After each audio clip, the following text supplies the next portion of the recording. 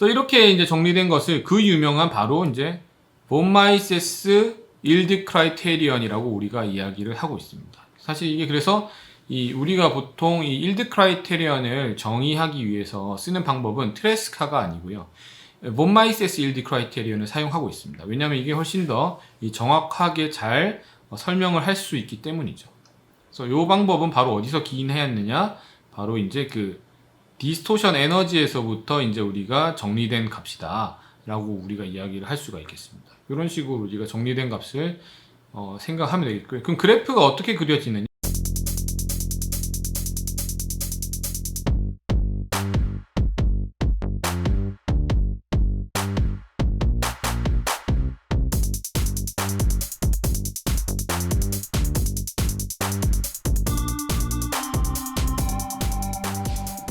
예, 반갑습니다.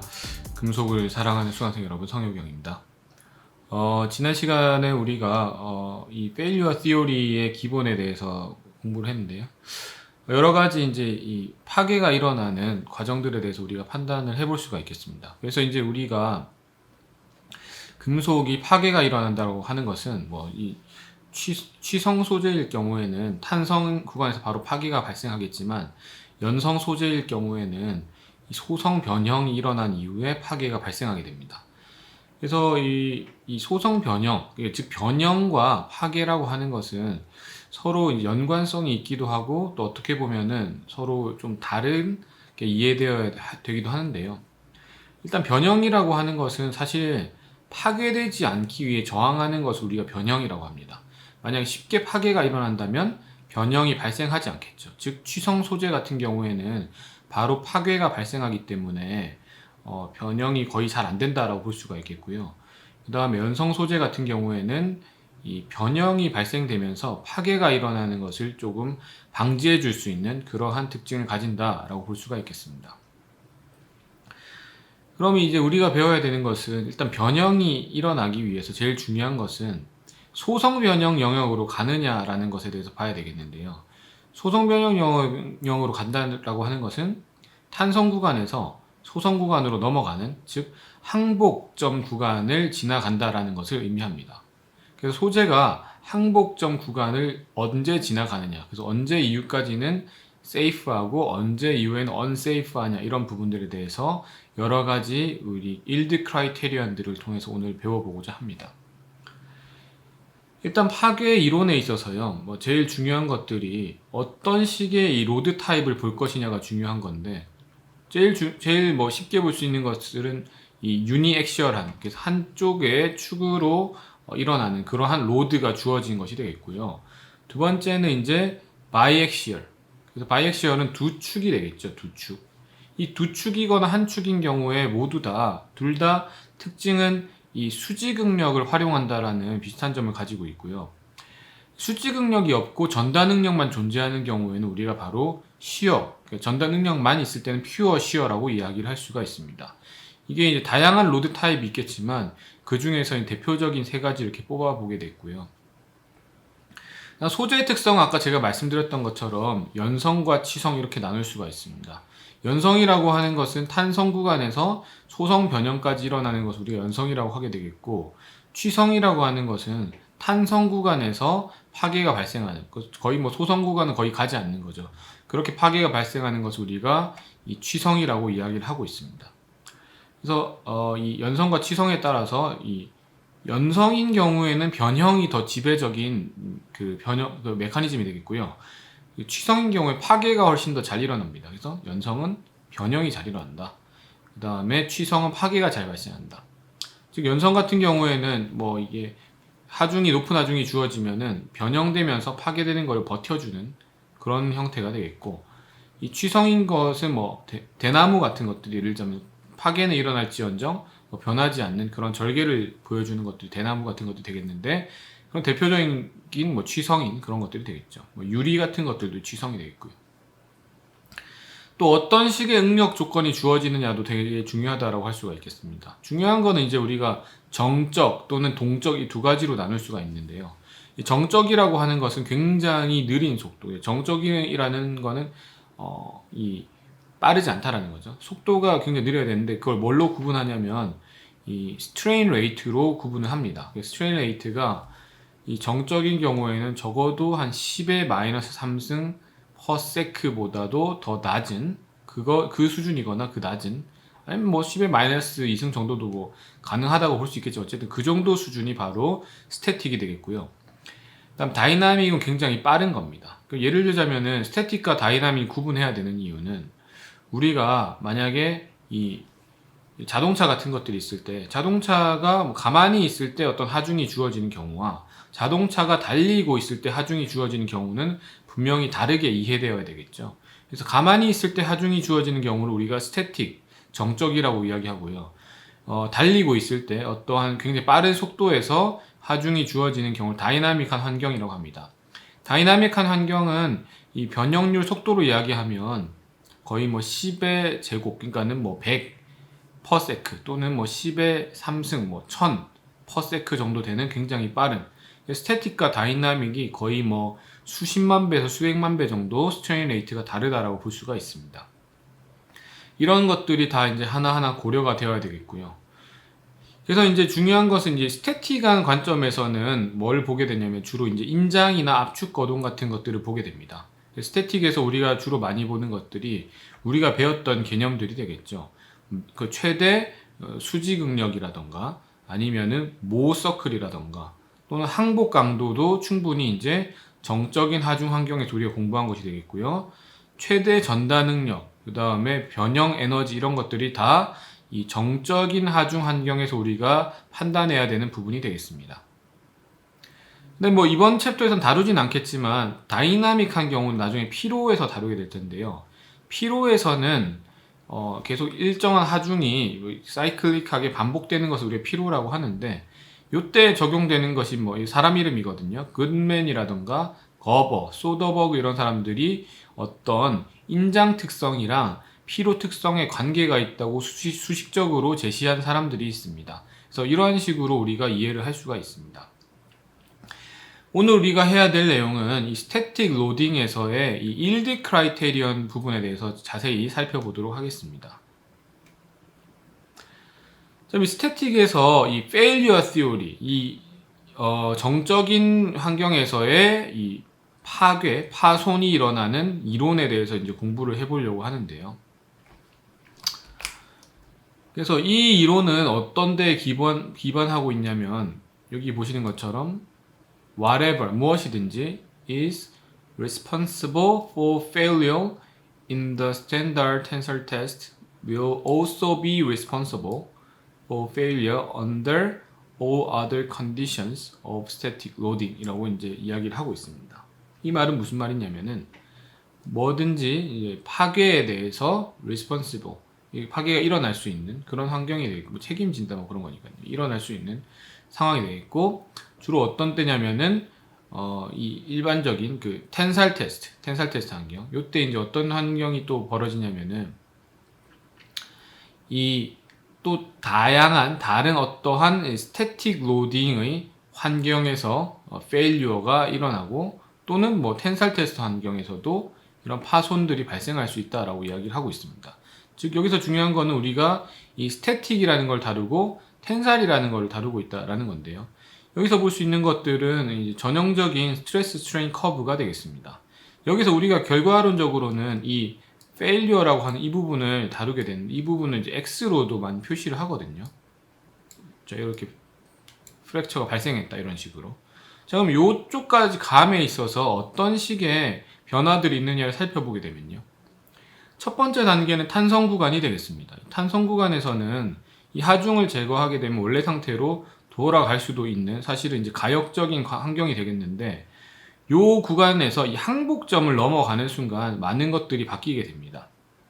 그래서 이제 항복점을 넘어가지 않았다면은 사실은 이 소재를 다시 뭐 재사용해도 아무런 문제가 없는 상황이 되겠는데, 만약에 항복점을 넘어가게 된다면은 그 소재는 이제 사실상 다른 새로운 소재가 되는 거나 마찬가지가 되겠습니다.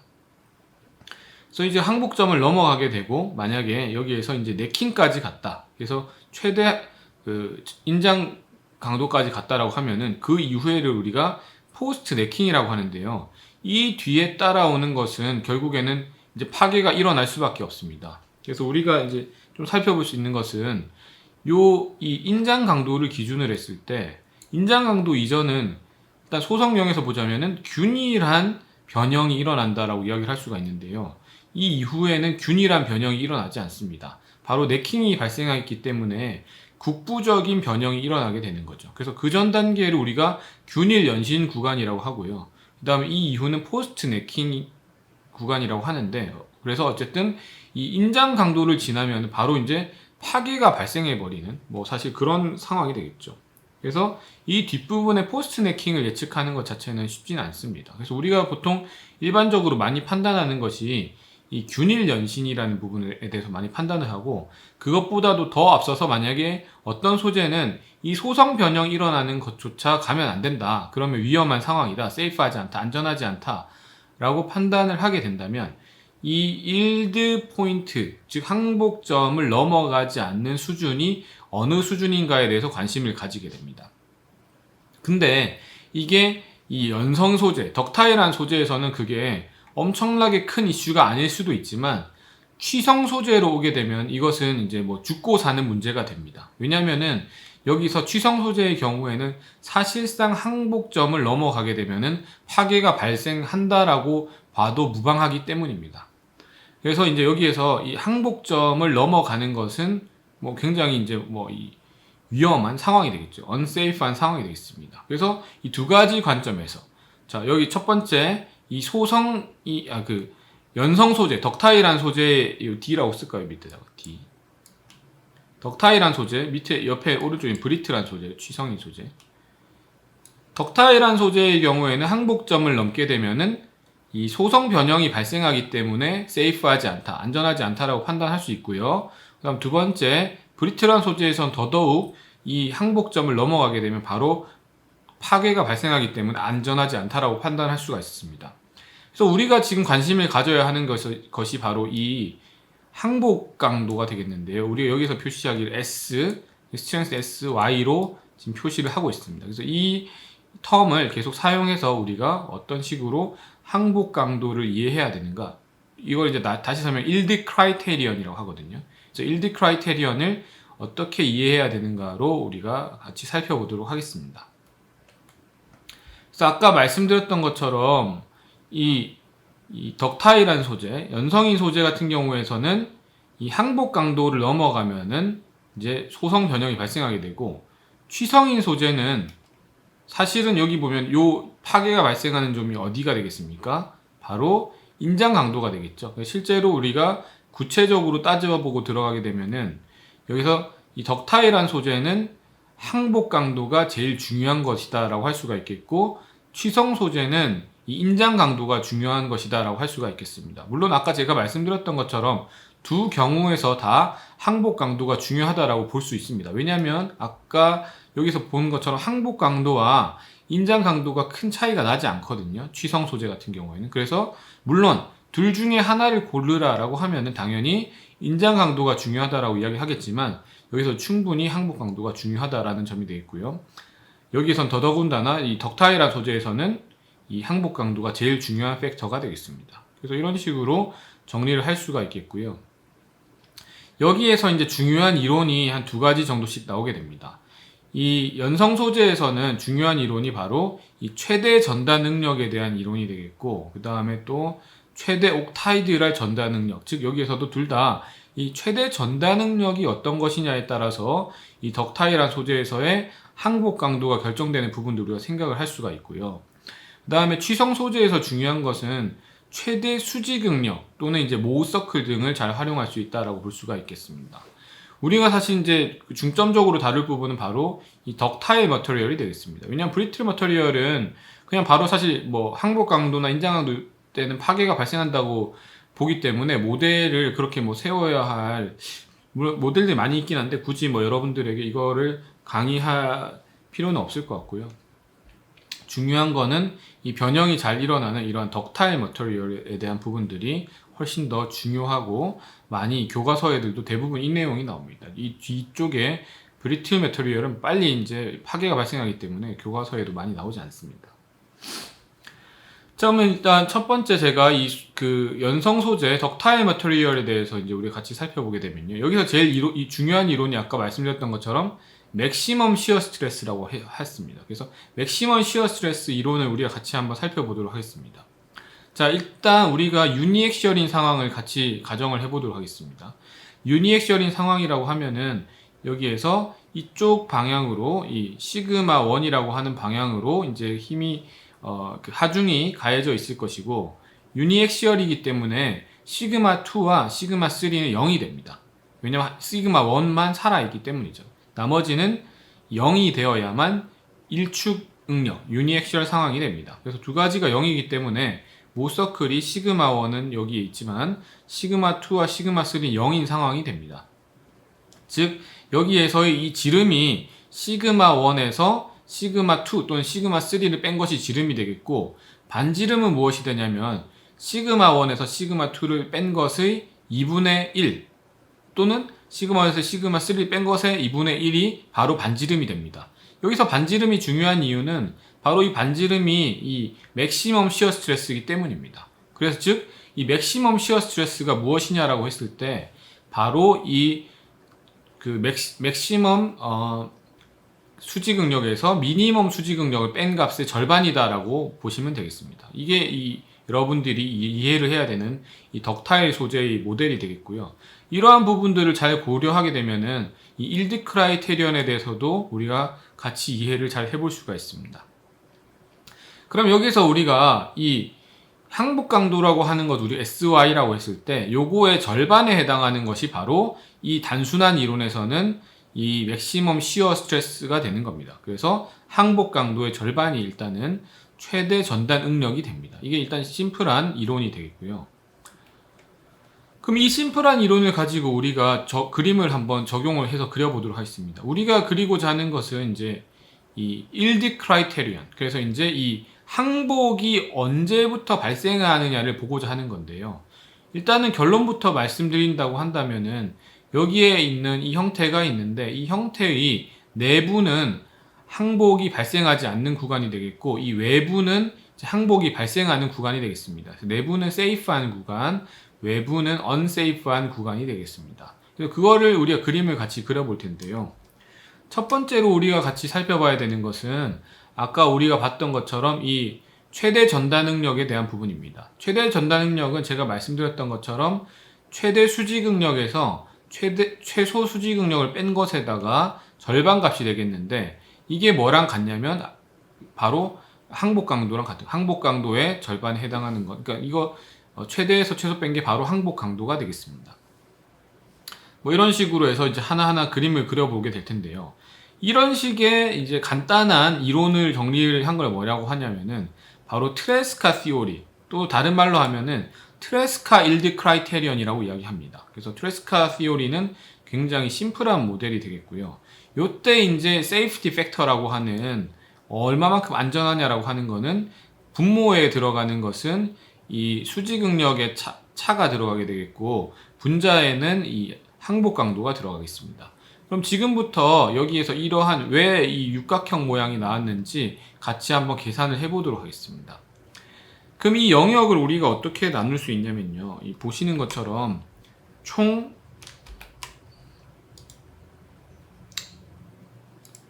보시는 것처럼 총 이 6개의 구간으로 나눌 수가 있습니다. 6개의 구간은 다시 이렇게 하는 게 낫겠네요.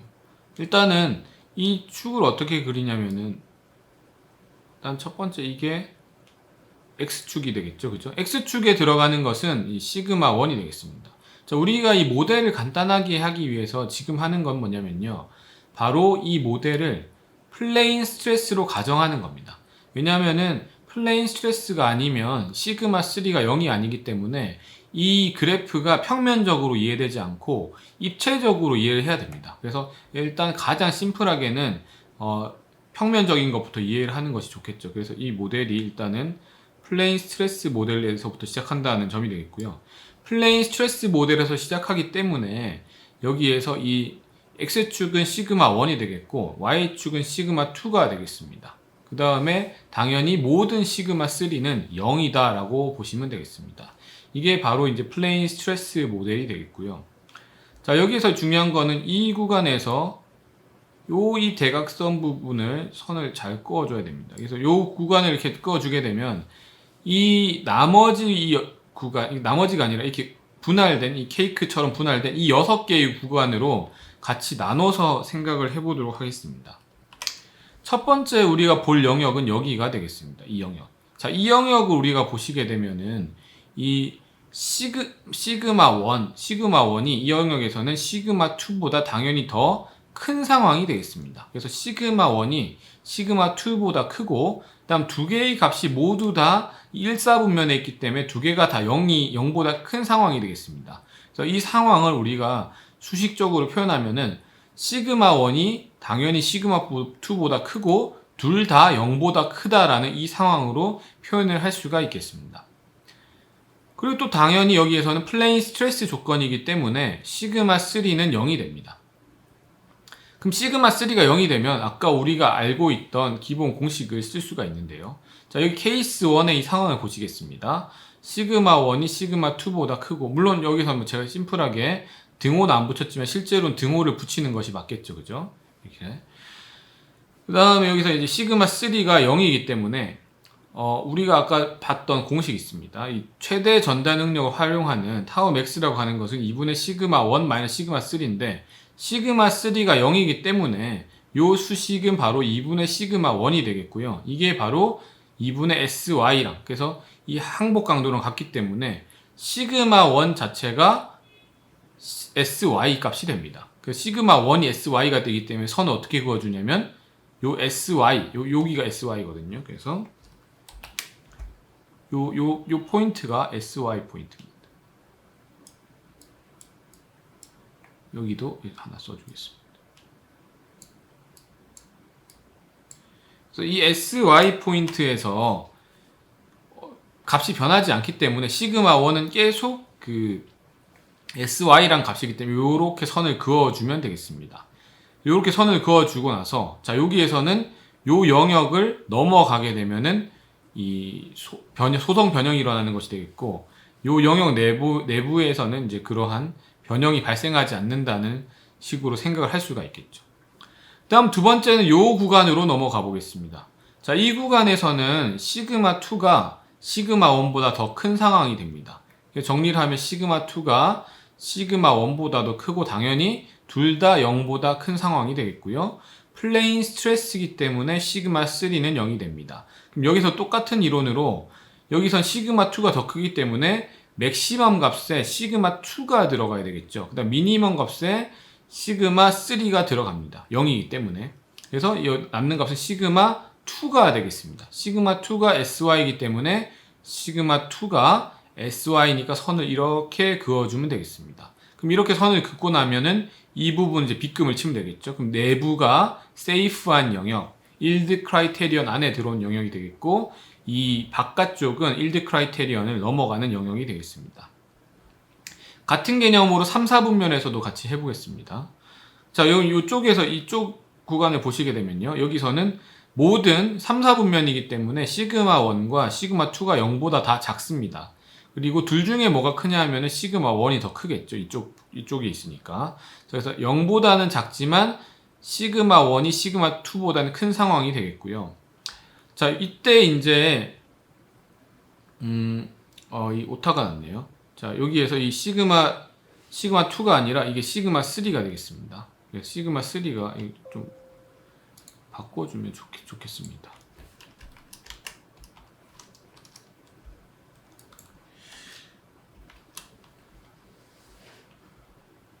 자, 여기에서 이 부분은 이렇게 쓰는 게 더 이렇게 써야 좋은 게 아니라 이렇게 써야 됩니다. 자, 시그마 3가 되겠고요. 자, 여기에서 이 시그마 3가 0이니까 이게 맥시멈이 됩니다. 왜냐면 시그마 3가 요건 거죠. 시그마 3가 제일 크고, 그 다음 0이 되겠고, 제일 작은 건 시그마 2입니다. 시그마 3가 제일 크고, 여기에 시그마 3가 되는 거죠. 그 다음에 여기에 시그마 2가 들어간 시그마 3 자체 0이니까, 마이너스 시그마 2가 뭐가 되겠습니까? sy가 되겠죠. 그래서 시그마 2는 마이너스 sy가 됩니다. 그래서 마이너스 sy이기 때문에 요 마이너스 sy에 해당한 요 부분에서 요렇게 선을 그어주게 되겠습니다.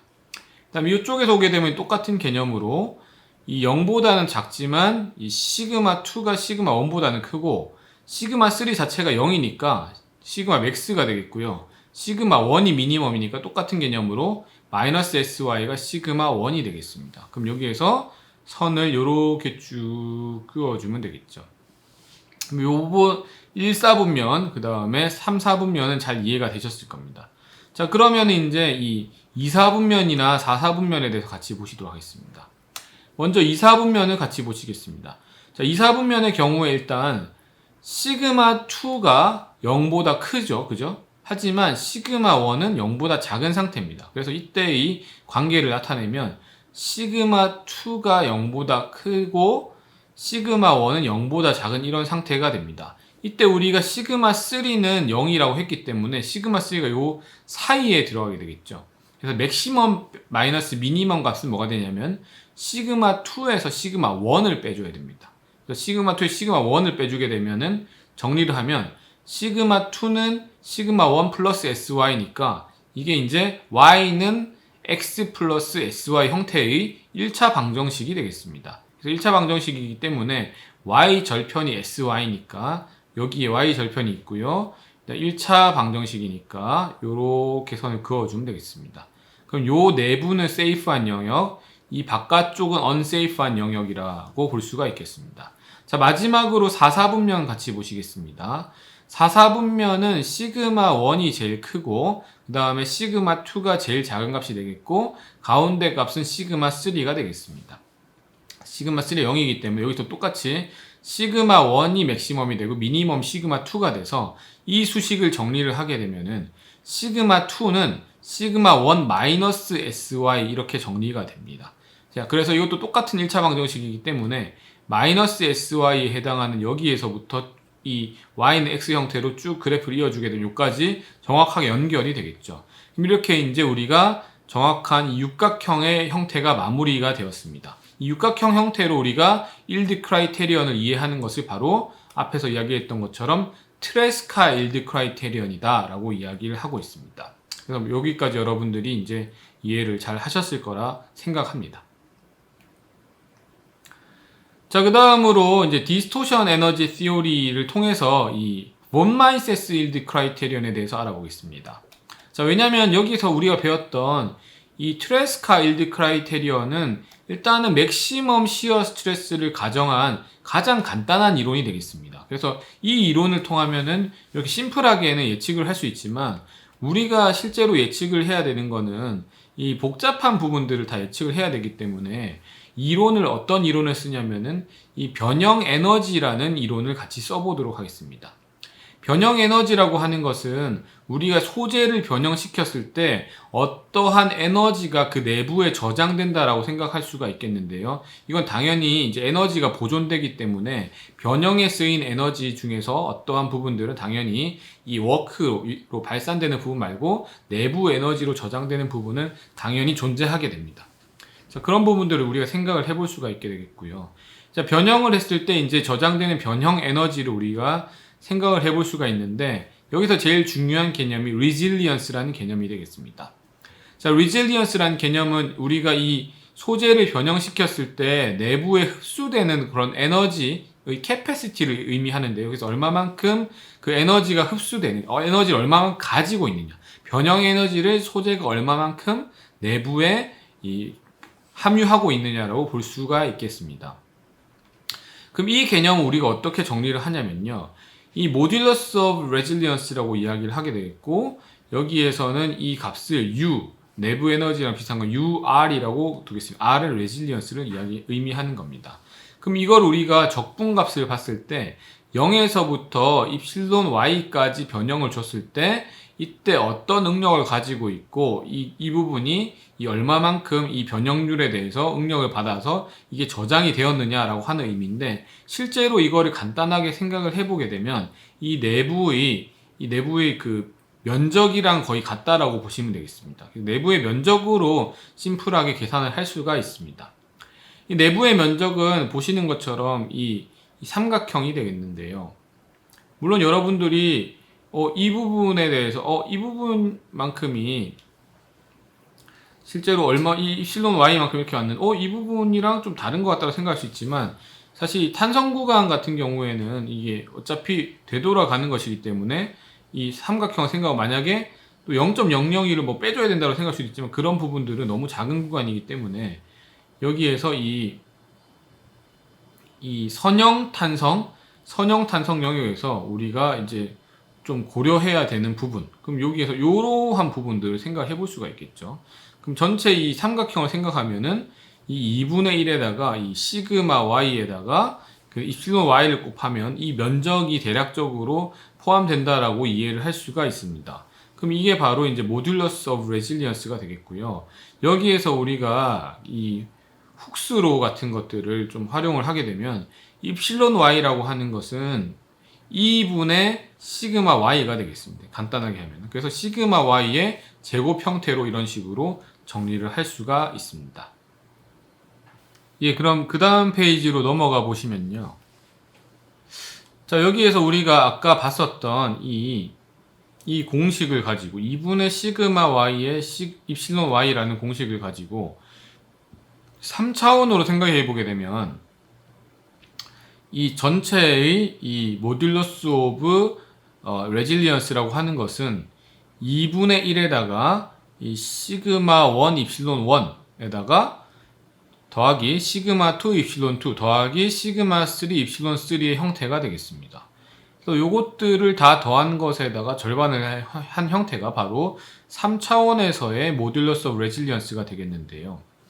여기에 아까 우리가 적용했었던 요 방법을 적용을 해서 훅스로를 적용해서 이제 이 수식을 다시 풀어보게 되면요.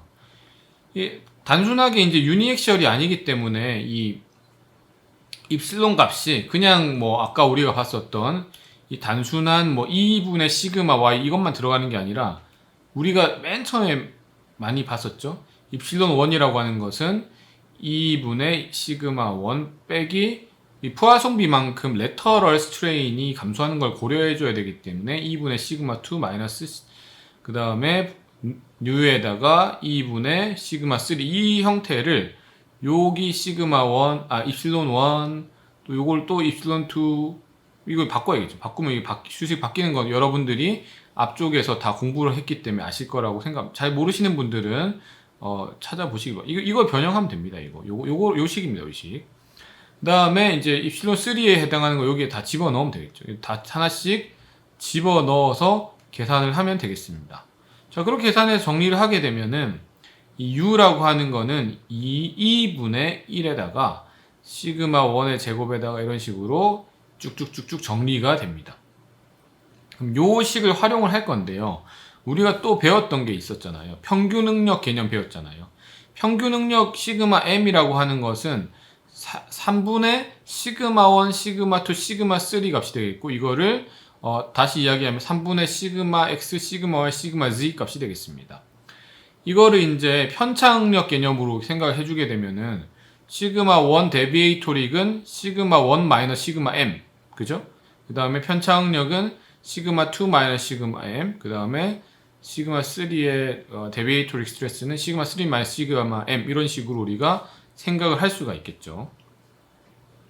그럼 이거를 이런 식으로 생각했을 때 어차피 얘들을 우리가 하나하나 어차피 평균값으로 다 넣어주게 되면 심플하게 평균값으로 생각을 해보게 되면 자 여기에 이 들어가는 것들에다가 여기 시그마 m으로 간단하게 이제 평균값을 넣어줄 수가 있겠죠. 그래서 이 시그마 이게 평균값이 되는 것은 시그마 m의 제곱, 시그마 m 제곱 되겠고 나머지도 다 시그마 m 값을 다 넣어주면 되겠습니다. 그럼 이거를 정리를 하게 되면요. 시그마 m의 제곱이 3개 있죠. 그 다음에 빼기에다 이것도 시그마 m의 제곱이잖아요. 그래서 이거를 쭉 뺀 것들을 이렇게 정리를 쫙 하게 되면은 시그마 m의 3배에다가 시그마 m 제곱에다가 똑같은 거니까 이거 정리하게 되면은 2분의 1에다가 3배 시그마 m 제곱에다가 1 빼기 2뉴 형태가 되겠습니다. 이렇게 정리를 할 수가 있겠고요.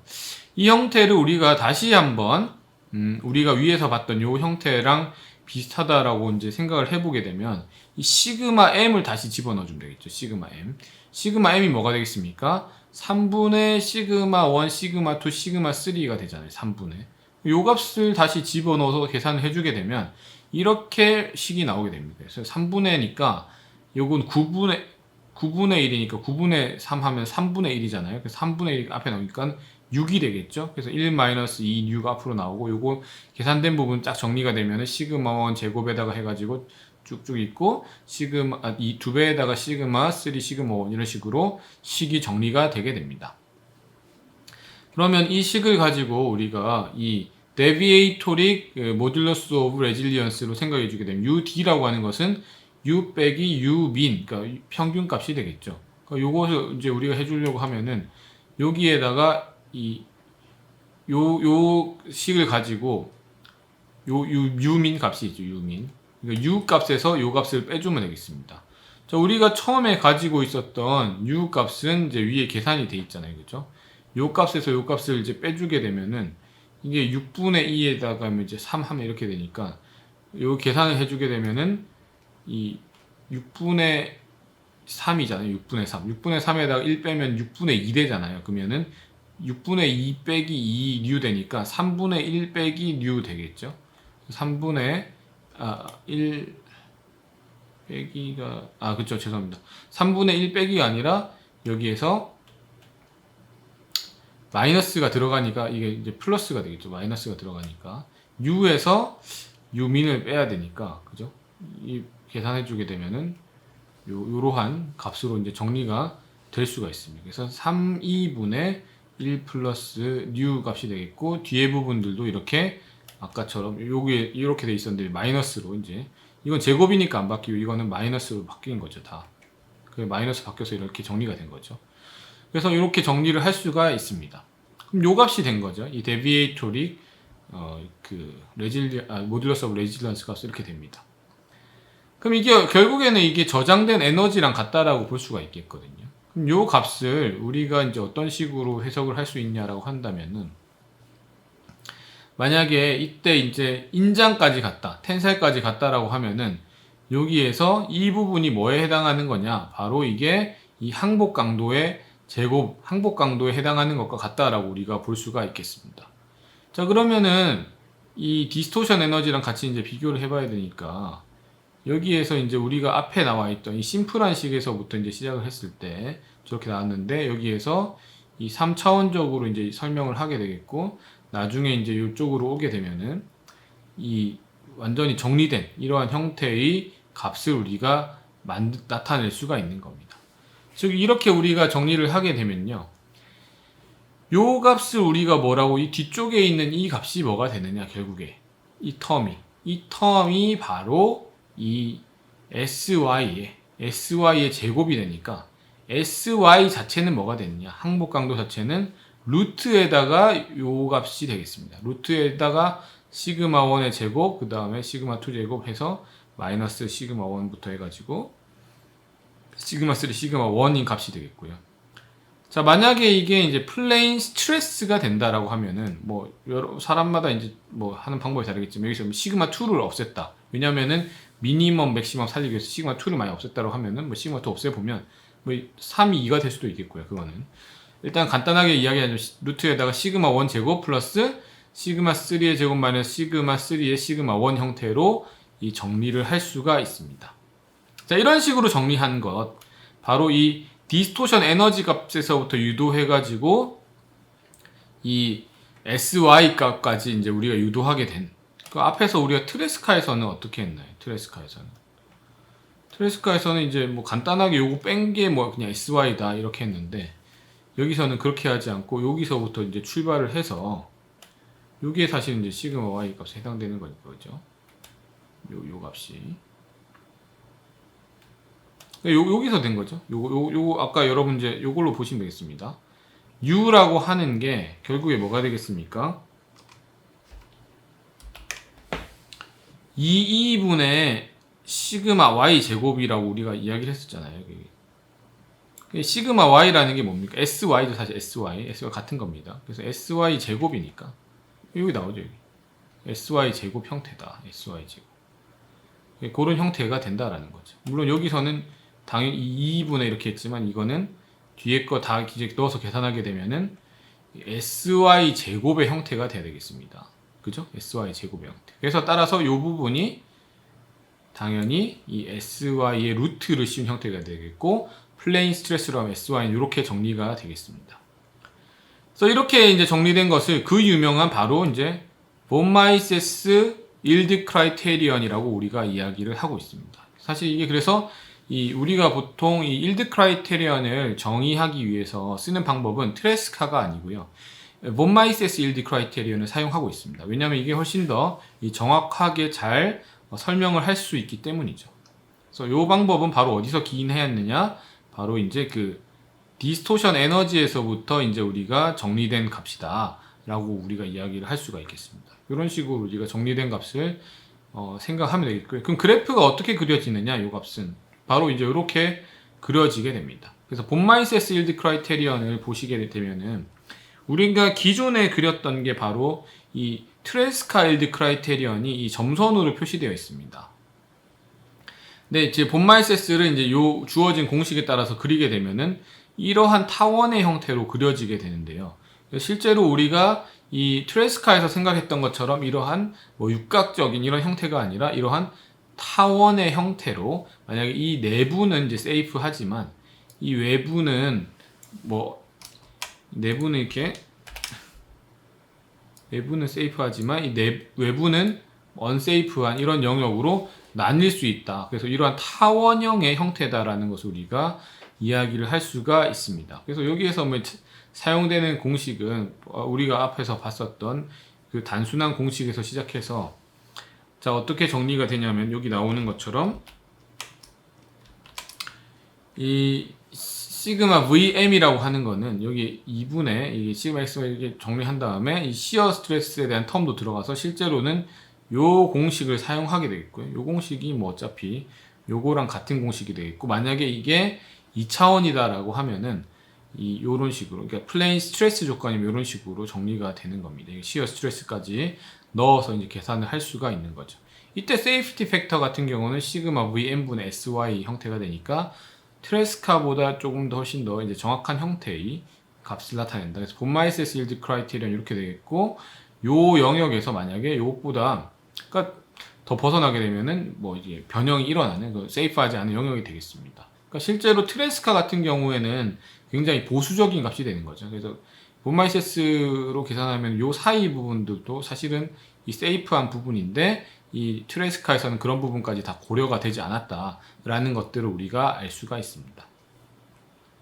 그래서 이렇게 우리가 이 플라스틱 시오리에서 가장 중요한 것이 바로 이 일드 크라이테리언에 대한 부분이거든요. 바로 이제 이 트레스카 일드 크라이테리언이랑 이제 본 마이세스 일드 크라이테리언 이런 부분들에 대해서 여러분들이 이제 학습을 하였습니다. 그래서 뭐 거의 이제 막바지에 이번 챕터 막바지에 왔는데요. 일단은 뭐 여기서 예를 들자면은 한 가지 케이스를 보도록 하겠습니다. 만약에 퓨어 시어 형태다라고 하면 퓨어 시어는 요런 형태로 이제 그래프를 그릴 수가 있잖아요. 시어 스트레스가 있고 시그마 1이랑 시그마 3랑 다 더한 게 0 돼야 되니까, 그죠? 요런 식으로 이제 울트라맨처럼 이제 그릴 수가 있는데, 이렇게 그리게 되면은 시그마 VM이라고 하는 거는 아까 우리가 앞에서 봤던 공식 여기에다 집어넣으면 퓨어 시어 형태다. 완전히 이제 퓨어 시어 형태다 하면은 이 시어 스트레스와 그 다음에 일드 스트렝스가 어떤 관계를 가지냐면은 바로 루트 3분의 1, 즉 항복 강도의 루트 3분의 1이 바로 전다 능력이 됩니다. 그래서 이러한 관계들도 나타낼 수가 있거든요. 그래서 이런 식으로 우리가 이해를 할 수도 있습니다. 그래서 이런 부분들에서 굉장히 중요하게 쓰인다라는 것을 알 수가 있겠고요. 앞서 말씀드렸던 이제 이 취성 소재, 브리틀 머터리얼 같은 경우에는 사실은 뭐 이렇게 뭐 여러 가지 시오리들이 있는데 크게 중요하다고 생각하지는 않고요. 어쨌든 여기에서 중요한 거는 이 항복 강도나 바로 이제 인장 강도하게 파괴가 발생한다라는 게 이 취성 소재에서는 가장 중요한 부분이다라고 볼 수가 있겠습니다. 자, 그러면 이제 이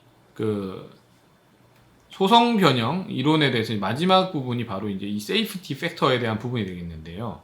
우리가 이제 아까 뭐 여러 가지를 봤는데, 그럼 세이프티 팩터라고 하는 거는 그럼 어디까지가 안전하냐라고 이야기를 하는 거거든요. 그럼 예를 들자면은 뭐 스틸 크랭크 샤프트 같은 게 있다. 그러면 스틸 있고 이제 크랭크 샤프트, 이게 어떤 긴 봉 같은 형태죠. 그러니까 얘는 SA1045란 스틸, 그러니까 소재 이름입니다.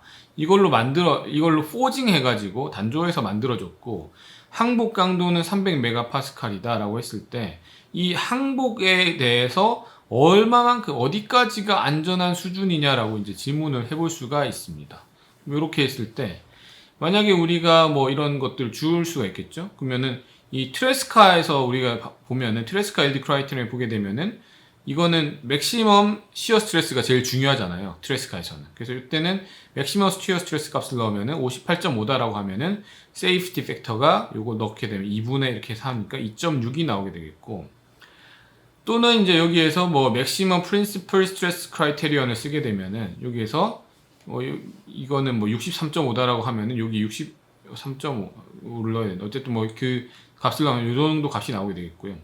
뭐 제일 중요한 건 요거죠. 이제 본마이세스 일드 크라이테리언 값을 넣어야 된다라고 하는 건데, 본마이세스 일드 크라이테리언은 이제 공식으로 하게 되면은 루트 2분의 1에다가 시그마 1 마이 시그마 2의 제곱, 뭐 시그마 2 마이 시그마 3의 제곱, 시그마 3 마이 시그마 1의 제곱에다가 루트가 되거든요. 그럼 여기에다가 이 우리가 알고 있는 시그마 1 값에 해당하는 거, 그다음 시그마 2, 시그마 1, 시그마 2, 시그마 3 다 나와 있죠. 값을 다 넣어주게 되면 이러한 값이 나와서 세이프티 팩터를 구할 수가 있다라고 하는 겁니다. 즉 트레스카 크라이테리언에서는 여기서 제일 중요한 게 이 시어 스트레스가 제일 중요하기 때문에 시어 스트레스를 우리가 봤을 때는 여기서 계산하면 이렇게 나오는 거고, 여기서는 이제 이 63.5가 65.3인데 잘못 쓴 것 같습니다. 그 다음에 여기서 이제 본마이세스에서는 요 수식을 통해 가지고 계산을 하면 되겠죠. 그래서 제일 중요한 게 바로 이제 본마이세스에서 이제 세이프티 팩터, 그럼 얼마만큼 어디까지가 안전하냐 이런 것들을 볼 수가 있는 거고요. 루트 2가 어디서 나왔냐 여러분들 여기서 나온 거. 여기 루트 2가 있잖아요, 그죠? 잘 보시면 자 2분의 1, 자 루트 2분 요 식입니다, 요 식. 아까 우리가 봤던 요 식을 하게 되겠습니다, 요 식. 요 식에서 이제 이 시어 스트레스는 없으니까 요거 0 만들어 버려요. 다 0 되면 요 식이랑 같죠, 그죠? 요 식이랑 같습니다. 자, 뭐 요 식을 가지고 요 수식을 가지고 계산한 것이 되겠고요. 이게 바로 지금까지 배웠던 그 트레스카와 그 다음에 본마이세스. 제일 중요한 건 본마이세스 일드 크라이테리언이 되겠고, 이러한 공식을 통해 가지고 여러분들이 계산을 하시면 되겠습니다. 그럼 지금까지 우리가 이제 소성 변형 이론에 대해서 많은 것들을 이제 학습을 했는데요. 자, 제일 중요한 거는 여기서 어떠한 이 하중 타입 또는 스트레스 타입을 갖고 있느냐라는 것을 선택을 해야 되겠고, 이제 양갈래로 가게 되겠죠. 첫 번째 갈래로 가면은 이제 스태틱 로딩, 즉 이제 정적인 하중, 그 다음에 두 번째는 이 사이클릭 로딩, 동적인 하중, 뭐 이런 식으로 갈 수가 있겠고요. 자, 정적인 하중부터 이제 하나하나 보도록 하겠습니다. 이 정적인 하중에서 볼 수 있는 거는 이 취성 소재. 취성 소재다라고 하면은 사실은 이제 모서클을 활용하는 것이 이제 제일 좋다. 이런 부분은 뭐 제가 설명은 여기 굳이 안 했지만 결국에는 다 이 모서클을 활용하는, 여러분 다 배웠던 내용들이 되겠고요. 그 다음에 덕타일한 소재일 경우에는 이제 여러 가지로 나눌 수가 있겠는데, 일단은 이 일축이다, 유니액셜이다 이러면은 그냥 단순히 우리가 항복 강도를 쓰면 됩니다. 항복 강도. 항복 강도 넘어가는 안 넘어가는 쓰면 되겠고, 그 다음에 바이액시얼이다 하면 당연히 여기에다가 이 최대 전달 능력이라던가 이거 뭡니까? 이게 바로 트레스카 일드 크라이테리언이고, 또는 디스토션 에너지 메소드라 되어 있죠. 이게 뭡니까? 바로 본마이세스 크라이테리언을 쓰면 되겠습니다. 제가 당연히 추천드린 것처럼 여기서 써야 되는 것은 이 본마이세스 일드 크라이테리언, 즉 디스토션 에너지 메소드를 사용하면 되겠습니다. 이런 식으로 정리를 할 수가 있겠고요. 그 다음에 사이클릭 로딩은 이제 약간 동적인 상황이 되겠죠. 사이클릭 로딩에서도 이제 중요한 것은 컨스탄트 앰플리튜드. 그러니까 이거는 이제 그 진폭이 일정하다라는 건데, 이거는 사인, 코사인, 곡선처럼 컨스탄트 앰플리튜드 이런 식이 이제 컨스탄트 앰플리튜드가 되겠고, 베링 앰플리튜드는 막 뭐 이런 식으로 갔다가 막 뭐 마음대로 가는 거죠. 뭐 이런 게 베링 앰플리튜드가 되겠는데, 컨스탄트 앰플리튜드를 우리가 할 수 있는 방법들이 제일 많은 것들이 바로 이제 그 피로 특성 이런 것들이 되겠습니다. 피로 시험 이런 것들을 우리가 할 수가 있는데, 자, 여기서 이제 컨스탄트 앰플리튜드에서 만약에 이제 그러면은 이 반복 하중이 주어진 상황에서 우리가 어떤 소재를 활용해야 되는 걸 보게 되냐면은, 취성 소재를 활용하는 것은 이제 추천하지 않겠다라는 것이 되겠고요. 당연히 여기에서는 이제 연성 소재를 활용해야 된다라고 볼 수가 있겠습니다. 연성 소재를 활용할 때는 여기서도 1축 인장이냐 아니면은 2축이냐라는 것에 따라서 어떠한 공식을 써야 되는지에 대해서 잘 설명을 하고 있고요. 그 다음에 만약에 이 진폭이 바뀌게 되면은 여기서도 똑같이 이 취성 소재는 쓰지 않는 걸 추천한다라고 이야기하고 있고, 그 연성 소재 같은 경우에는 이제 이 손상 축적 모델, 그러니까 뭐 손상 허용 모델 같은 것들을 좀 활용해라 라고 이야기를 하고 있습니다. 그래서 지금까지 여러분들이 이러한 이 소성 변형 이론들에 대해서 좀 살펴봤고요. 그래서 여러분들이 이제 지금까지 배웠던 내용들을 좀 하나하나 같이 이제 이게 좀 요약을 해서 좀 보도록 하겠습니다. 앞 단계부터 가가지고. 자, 일단은 맨 처음에 이제 우리가 배웠던 게, 사실 그러니까 이게 뭐 말은 이제 Theory of Plasticity라고 돼 있지만 실제로는 이제 앞부분은 그 일라스틱 내용이 많거든요. 그래서 사실은 뭐 이게 제목이 이걸 다 담지는 못하는 것 같아요. 그래서 근데 이제 일라스틱 내용들이랑 플라스틱 내용들을 좀 구분을 하도록 하겠습니다. 자, 그래서 이제 여기에서 처음에 행렬들에 대해서 봤고요. 그러니까 여기 있는 건 다 이제 일라스틱 모델입니다. 실제로는 탄성 모델에 대해서 우리가 좀 공부를 해야 되니까 처음에 여기에서 각각의 어떠한 그 행렬을 활용해 가지고 우리가 여러 가지 평형 상태를 보는 것들을 했었고, 여기서 우리가 봤던 건 스트레스 인베리언트 I1, I2, I3 값들을 좀 같이 보면서 이제 이해를 했었죠. 그래서 이거 구하는 것들도 이제 했었고요. 예제도 풀어봤고요. 그 다음에 이제 중요한 거는 이제 그 응력과 그 다음 변형률 간의 상관관계에 대해서 봤는데, 여기서 이제 제일 중요한 것들이 이제 우리가 뭐 최근까지도 구했던 공식, 이러한 식들이 나온 거죠. 그래서 프린시플 스트레인에 대한 부분들이 이제 우리가 알게 되면서, 단순히 우리가 그냥 일축 인장에 대해서 이런 것만 많이 배웠는데, 여기서부터는 1축뿐만 아니라 이제 다축으로 가는 그런 단계까지 나오게 되겠고, 이 텐서라는 개념을 같이 배우게 된 겁니다. 텐서라는 개념을 배웠기 때문에 이러한 행렬을 통해 가지고 계산을 하나씩 하는 부분들을 여러분들이 봤죠. 만약에 이제 행렬을 활용하지 않았으면 이 공식들을 다다다닥 다 뭐 외워서 해야 되는데, 행렬을 활용하기는 훨씬 더 간편하게 할 수가 있게 되겠고요.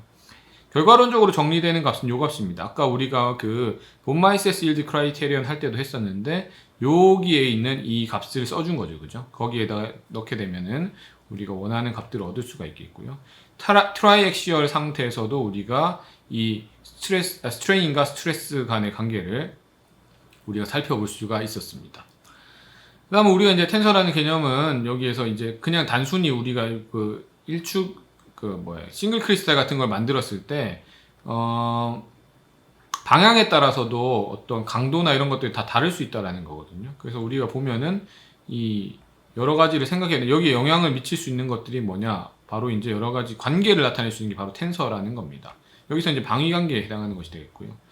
제로 랭크 텐서는 스칼라가 되고, 이제 퍼스트 랭크는 벡터가 되는데, 세컨 랭크 두 개가 이제 합치면은 포스 랭크가 되거든요. 세컨 랭크에 해당되는 게 바로 스트레스와 스트레인입니다. 그래서 그 사이에 들어가는 이러한 그 일라스티시티 해당되는 것들이 이제 컴플라이언스랑 스티프니스 같은 걸 배웠죠. 그게 바로 이제 포스 랭크 텐서 같은 것이 되겠고, 뭐 로테이셔널 매트릭스, 오일러 앵글 이런 부분들도 여러분들이 뭐 같이 뭐 봤습니다. 그러면 이제 단순히 우리가 이제 등방성 소재에 있어서 여기에서 중요한 거는 변형되는 양 같은 것들을 봤는데, 이게 푸아송비 같은 거 당연히 여기 넣어줘야 되겠죠. 그 다음에 여기에서 그 전단 변형률, 그 다음에 이게 전단 능력과의 관계, 이건 시어 모듈러스가 들어가는 것이 되겠고요. 그럼 여기서 총 다 정리를 하게 되면은 이렇게 복잡하게 나와야 되는데 이걸 다 쓸 필요가 없다라는 거죠. 그래서 여기에서 들어가는 S라고 하는 게 바로 컴플라이언스 값이 되겠고, 컴플라이언스는 이 입실론이 컴플라이언스 곱하기 그 다음에 이 스트레스 값이 된다. 그래서 사실은 컴플라이언스가 이제 S라는 이걸 가지고, 나중에 나올 스티프니스가 C거든요. 그래서 약간 좀 두 개 반대로 이제 이해하시면 되겠습니다. 그래서 사실 스티프니스 C라고 하는 게 것 중에서 유니액션만 해당되는 게 바로 뭐가 되겠습니까? 바로 영스 모듈러스가 되는 겁니다. 3축일 때는 스티프니스가 되고, 당연히 뭐 1축일 때도 스티프니스지만, 근데 이제 우리가 그 1축일 때 해당하는 한 가지를 우리가 바로 영스 모듈러스라고 이야기하는 거죠. 자, 그럼 이 아이소트로픽 매트리얼에서 우리가 하나하나 이제 여러 가지에 대해서 이제 보게 되는데, 여기 나오는 이게 바로 이제 스티프니스입니다. 이게 뭐 이런 식으로 이제 포화성 레이쇼랑 다 고려가 되는 것이 되겠고, 어나이소트로픽은 이제 처음 시작은 이제 복잡하게 시작하죠. 36개부터 시작해서 여러분들에게 줄어드는 걸 다 보여드렸는데, 뭐 21개로 줄어들고, 그 다음에 또 이제 한 단계씩 계속 줄어드는 것들을 여러분들께 보여드렸습니다. 그래서 나중에 남는 게 결국엔 큐빅에서는 C11, C12, C44 이게 남거든요. 요거를 가지고 계산할 수 있고, 헥사고날에서도 뭐 좀 다양하게 남지만 어쨌든 나중에 남는 건 몇 개 안 됩니다. 우리가 크리스탈 시스템은 총 이제 7가지를 가지는데, 여기서 전부 다 다른 경우에는 아까 말씀드렸던 것처럼 뭐 36개 정도 이렇게 있겠지만, 지금 시작점에서 이제 모노클리닉만 해도 여기 보시는 것처럼 일단은 뭐 그래도 각도가 90도인 게 2개 정도 나오고 하니까, 그때는 이제 요 정도가 되겠고, 올소롬빅으로 가면은 이제 여기에서 9개. 올소롬빅은 사실은 길이는 다 다르지만 다 90도인 형태잖아요. 그래서 점점 더 심플해지는 형태가 되겠습니다. 이렇게 이제 등방성인 경우 이렇게 오게 되겠고요. 뭐 이런 부분도 여러분들이 같이 학습을 다 했었고요. 뭐 복잡해 보이지만 이런 부분들도 간단하게 해석을 할 수 있다라는 것을 이제 이야기했습니다. 이 크리스탈 시스템에서 이제 하는 부분들을 봤었고, 이방성에 대해서도 이제 여러분들이랑 같이 뭐 이야기를 했었습니다. 이걸로 이제 계산할 수가 있고, 좀 호응을 제가 따로 드리진 않았고요. 그 다음에 여기서 이제 우리가 봤던 거는 이제 영스 모듈러스와 그 다음 시어 모듈러스 상관관계. 그래서 G와 E의 상관이 어떻게 되냐면, G는 그래서 2에다가 1 플러스 U에다가 분의 2 형태가 된다라는 유도를 우리가 했었죠. 그 다음 여기에서 이제 뭐 델타 값에 대해서도 이제 뭐 이런 것들도 봤었고, 이건 볼륨 스트레인이죠. 입실론 x 더하기 입실론 y 더하기 입실론 g 값이 델타 값, 이런 부분도 같이 이제 볼륨메트릭 모듈러스 k 값이죠. k 값, 벌크 모듈러스 값. 그다음 플레인 스트레인과 또 플레인 스트레스 등에 대해서 같이 유도를 해서 이제 봤었고요. 플레인 스트레스는 시그마 3는 0, 플레인 스트레인은 입실론 3는 0. 이거 당연히 이제 뭐 요거 관련돼 가지고 문제 분명히 낼 겁니다.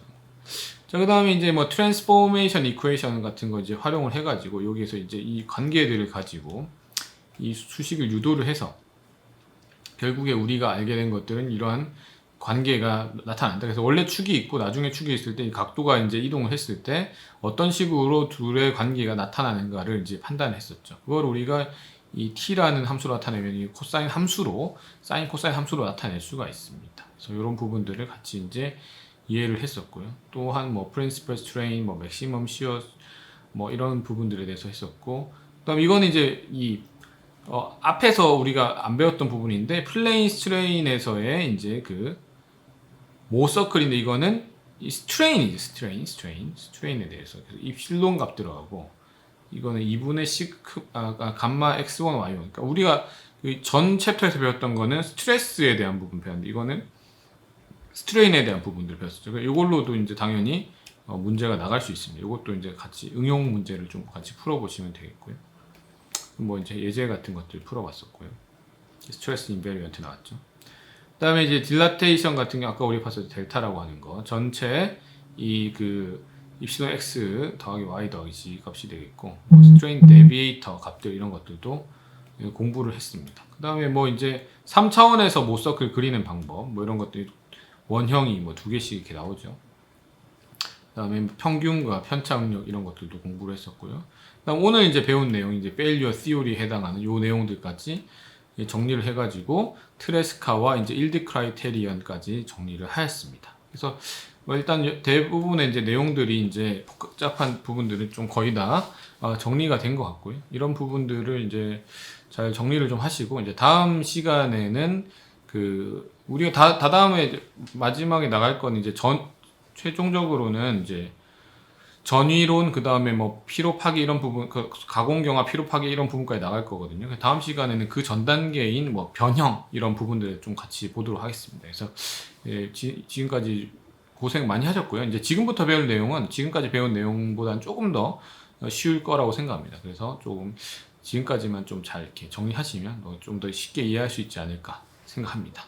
예, 그럼 또 다음 시간에 인사드리도록 하겠습니다. 예, 감사합니다.